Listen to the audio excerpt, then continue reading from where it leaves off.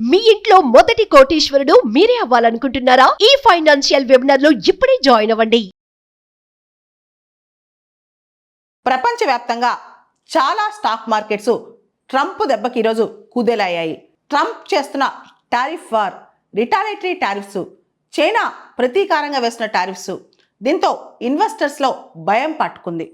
అమెరికాలో recession start అయితే అది ప్రపంచవ్యాప్తంగా వస్తుందేమని చెప్పి చాలామంది భయపడుతున్నారు.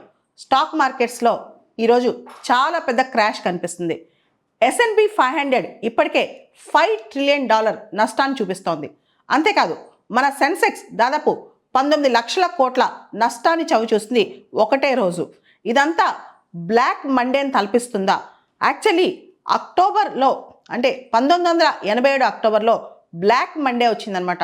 అంత దారుణంగా అంటే 22% ఒకటే రోజు అప్పట్లో స్టాక్స్ పడిపోయాయి. అంత దారుణంగా ఈరోజు జరగబోతుందని చెప్పి ఇన్వెస్టర్స్ భయపడతారనమాట. వెల్త్ ఎరోషన్ అయితే విపరీతంగా ఈరోజు జరగబోతోంది చాలా స్టాక్ మార్కెట్స్లో, ముఖ్యంగా ఏషియన్ స్టాక్ మార్కెట్స్లో. ట్రంప్ ఎప్పుడైతే ఈ టారిఫ్స్ ప్రకటించాడో అప్పటి నుంచి అందరికీ భయం పట్టుకుందనమాట. జపాన్లో ఇప్పటికే నిక్కీ 8% ఫాల్ అయిపోయిందనమాట. దాంతోపాటు జపాన్లో పెద్ద పెద్ద బ్యాంకులు కూడా నష్టాలను చవిచూస్తున్నాయి. ముఖ్యంగా జపాన్లో కొన్ని కంపెనీస్, హోండా 8% ఫాలో అయింది ఈరోజు, నిస్సాన్ 8% ఫాలో అయింది. ఆస్ట్రేలియాకి సంబంధించి ASX 200 6% డ్రాప్ అయిందనమాట. న్యూజిలాండ్కి సంబంధించి NZX 50 3.5% డ్రాప్ అయింది. ఈరోజు పొద్దు నుంచి కూడా చాలా stock markets, even south Korean stock market కూడా నష్టాలు చవిచూస్తోంది. ఇండియన్ స్టాక్ మార్కెట్లో కూడా టాటా షేర్స్ ఇవన్నీ కూడా భారీగా పతనం అవుతున్నాయి అనమాట. ఓ పక్క ఇదిలా జరుగుతుంటే బ్లాక్ మండే అక్టోబర్ 19, 1987లో బ్లాక్ మండే వచ్చింది. ఇదే విధంగా అమెరికాలో ఇది స్టార్ట్ అయిందనమాట. దాని తర్వాత అట్లో చాలా స్టాక్ మార్కెట్స్ పతనం జరిగింది. సో అక్టోబర్ 19, 1987 ఏదైతే బ్లాక్ మండే, అప్పుడు ఆ టైంలో DJIA Dow Jones industrial average అనేది 22.6%కి పడిపోయిందనమాట. దాంతో ఖచ్చితంగా ఇలాంటి బ్లాక్ మండే మళ్ళీ ఈరోజు వచ్చిందని చెప్పి చాలామంది టెన్షన్ పడుతున్నారు ఈరోజు స్టాక్ మార్కెట్స్లో. ఇవన్నీ పక్కన పెడితే అమెరికాలో ఇంకో పక్క దాదాపు 5 లక్షల మంది ప్రజలు ప్రొటెస్టులు చేస్తున్నారు. హ్యాండ్స్ ఆఫ్ ప్రొటెస్టులు అనమాట. అక్కడ గ్రాసరీస్, రోజువారీ నిత్యావసరాలు కూడా ప్రైజెస్ పెరిగే అవకాశం కనిపిస్తుంది వాళ్ళకి. అక్కడ ఎలక్ట్రానిక్ గుడ్స్, నిత్యావసరాలు ట్రంప్ వేసిన టారిఫ్స్ వల్ల చాలా ఇంపోర్ట్స్ అన్ని కాస్ట్లీ అయిపోతున్నాయి, రా మెటీరియల్స్ కాస్ట్లీ అయిపోతున్నాయి. సో జనానికి రోజు కావాల్సినవి కూడా అక్కడ గ్రాసరీ షాప్స్ అంటే నిత్యావసర సరుకుల దుకాణాల దగ్గర నుంచి ఎలక్ట్రానిక్ గుడ్స్ అది ఇది అని లేకుండా అన్ని, ఈవెన్ ఐఫోన్ ప్రైజెస్ కూడా పెరిగిపోతాయని చెప్పి చర్చ జరుగుతుందనమాట. మన వాడే ఐఫోన్ ప్రైజెస్ కూడా పెరిగే అవకాశం ఉందంట. సో డొనాల్డ్ ట్రంప్కి, ఇలాన్ మస్క్కి వ్యతిరేకంగా దాదాపు 5 లక్షల మంది అమెరికాలో చాలా ఎక్కువగా ప్రొటెస్టులు చేస్తున్నారు. ముఖ్యంగా వాళ్ళు ఎక్కువగా కాస్ట్ కటింగ్ మెజర్స్ చేస్తూ ఎక్కువ మ్యాసివ్ టారిఫ్లు వేస్తున్నారు. ఎంప్లాయీస్ని తీసేస్తున్నారు, ఫెడరల్ వర్కర్స్ని తీసేస్తున్నారు, చాలా సోషల్ సెక్యూరిటీ అడ్మినిస్ట్రేటివ్ ఫీల్డ్ ఆఫీసర్స్ని తీసేస్తున్నారు. అంతేకాదు ఈ డిపార్ట్మెంట్ ఆఫ్ ఎడ్యుకేషన్ తీసేస్తానని ప్రకటించారు. క్లైమేట్ పాలసీస్ని రోల్అవుట్ చేస్తున్నారు. LGBT రైట్స్ని తీసేస్తున్నారు. ఇవన్నీ మాకు నచ్చట్లేదని చెప్పి ఇప్పుడు ప్రజలు అమెరికాలో చాలామంది ప్రొటెస్ట్ చేస్తున్నారు, హ్యాండ్స్ ఆఫ్ ప్రొటెస్టులు చేస్తున్నారు అనమాట. అసలు మేము ఎందుకు ఆ ట్రంప్ని గెలిపించామని అప్పుడే ఆలోచన మొదలైందంటే చాలామంది ప్రజల్లో. అక్కడ ప్రపంచవ్యాప్తంగా చాలా స్టాక్ మార్కెట్స్ ట్రంప్ దెబ్బకి ఈరోజు కుదేలయ్యాయి. ట్రంప్ చేస్తున్న టారిఫ్ వార్, రిటాలిటరీ టారిఫ్స్, చైనా ప్రతీకారంగా వేసిన టారిఫ్స్, దీంతో ఇన్వెస్టర్స్లో భయం పట్టుకుంది.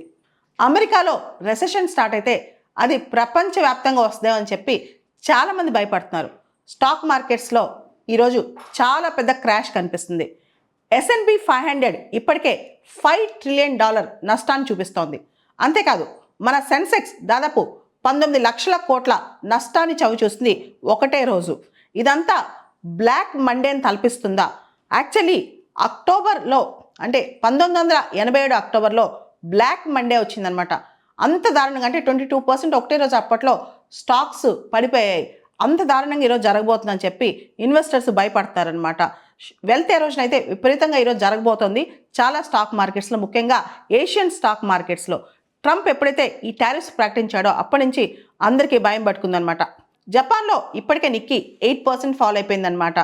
దాంతోపాటు జపాన్లో పెద్ద పెద్ద బ్యాంకులు కూడా నష్టాలను చవిచూస్తున్నాయి. ముఖ్యంగా జపాన్లో కొన్ని కంపెనీస్, హోండా 8% ఫాలో అయింది ఈరోజు, నిస్సాన్ 8% ఫాలో అయింది. ఆస్ట్రేలియాకి సంబంధించి ASX 200 6% డ్రాప్ అయిందనమాట. న్యూజిలాండ్కి సంబంధించి NZX 50 3.5% డ్రాప్ అయింది. ఈరోజు పొద్దు నుంచి కూడా చాలా stock markets, even south Korean stock market కూడా నష్టాలు చవిచూస్తోంది. ఇండియన్ స్టాక్ మార్కెట్లో కూడా టాటా షేర్స్ ఇవన్నీ కూడా భారీగా పతనం అవుతున్నాయి అనమాట. ఓ పక్క ఇదిలా జరుగుతుంటే బ్లాక్ మండే అక్టోబర్ 19, 1987లో బ్లాక్ మండే వచ్చింది. ఇదే విధంగా అమెరికాలో ఇది స్టార్ట్ అయిందనమాట. దాని తర్వాత అట్లో చాలా స్టాక్ మార్కెట్స్ పతనం జరిగింది. సో అక్టోబర్ 19, 1987 ఏదైతే బ్లాక్ మండే అప్పుడు ఆ టైంలో DJIA Dow Jones industrial average అనేది 22.6%కి పడిపోయిందనమాట. దాంతో ఖచ్చితంగా ఇలాంటి బ్లాక్ మండే మళ్ళీ ఈరోజు వచ్చిందని చెప్పి చాలామంది టెన్షన్ పడుతున్నారు ఈరోజు స్టాక్ మార్కెట్స్లో. ఇవన్నీ పక్కన పెడితే అమెరికాలో ఇంకో పక్క దాదాపు 5 లక్షల మంది ప్రజలు ప్రొటెస్టులు చేస్తున్నారు. హ్యాండ్స్ ఆఫ్ ప్రొటెస్టులు అనమాట. అక్కడ గ్రాసరీస్, రోజువారీ నిత్యావసరాలు కూడా ప్రైజెస్ పెరిగే అవకాశం కనిపిస్తుంది వాళ్ళకి. అక్కడ ఎలక్ట్రానిక్ గుడ్స్, నిత్యావసరాలు ట్రంప్ వేసిన టారిఫ్స్ వల్ల చాలా ఇంపోర్ట్స్ అన్ని కాస్ట్లీ అయిపోతున్నాయి, రా మెటీరియల్స్ కాస్ట్లీ అయిపోతున్నాయి. సో జనానికి రోజు కావాల్సినవి కూడా అక్కడ గ్రాసరీ షాప్స్ అంటే నిత్యావసర సరుకుల దుకాణాల దగ్గర నుంచి ఎలక్ట్రానిక్ గుడ్స్ అది ఇది అని లేకుండా అన్ని, ఈవెన్ ఐఫోన్ ప్రైజెస్ కూడా పెరిగిపోతాయని చెప్పి చర్చ జరుగుతుందన్నమాట. మన వాడే ఐఫోన్ ప్రైజెస్ కూడా పెరిగే అవకాశం ఉందంట.